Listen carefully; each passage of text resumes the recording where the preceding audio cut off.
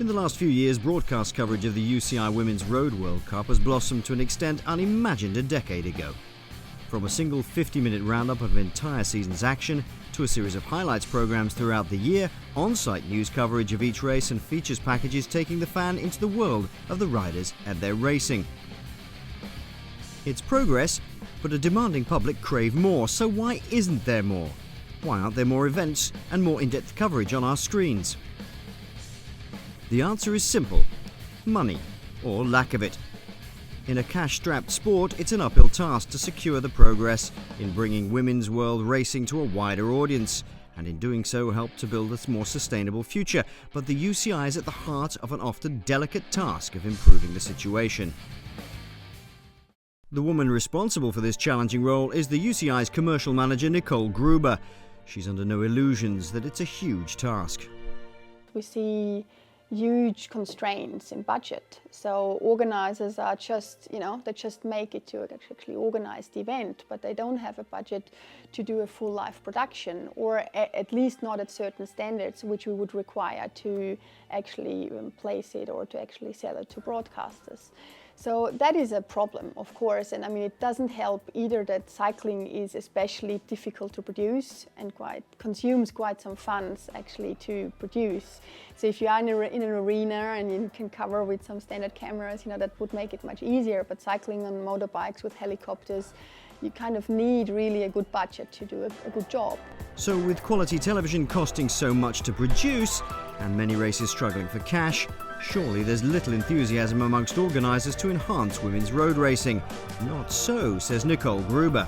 The organisers are keen and are very helpful and we're sitting in the same boat with the organisers, and I think the willingness is there 100%. From both sides, so from UCI side and the organizer's side. It's a common goal which we have, there is no doubt about that.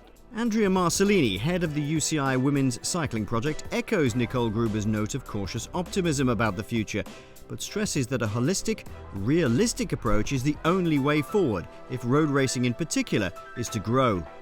The broadcasting part is definitely one of the main focus of the project, but the actual thing is much broader than that. We find that in order to get more interest, in order to get more participation, but also more money coming into women's cycling, we obviously need to give more exposure for that.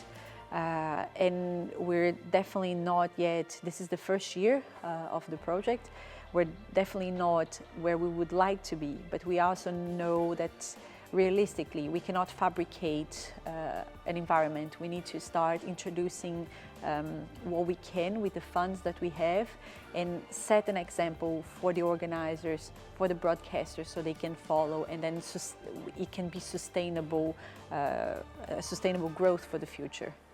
It may well also be true that the world of road racing in particular, with its long and rich history of male-dominated racing, has taken a more conservative approach to change, unlike some of the younger cycling disciplines such as BMX and mountain biking, where a close parity between men and women has evolved alongside the racing itself, and here the task of promoting women in the sport has taken great leaps forward. So in the Mountain Bike World Cup, I think gender balance is already quite developed. It has been even more than in the road before from a sports perspective. And also from a broadcaster's perspective, we're working with the Red Bull Media House to produce all our events live. So there is in fact live coverage of all women's mountain bike events, so downhill, cross country and eliminator.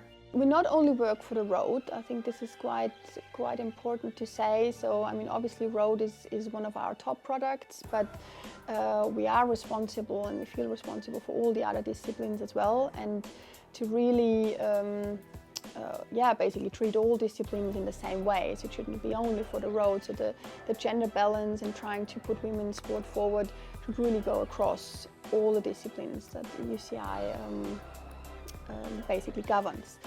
The Women's Road World Cup remains the jewel in the crown in the UCI's drive to show that women's racing counts, that it's equally as important too, and often more exciting than its male counterpart. A successful narrowing of the gender equalities and broadcast coverage, such as we've seen in soccer or tennis, may yet still be some way off.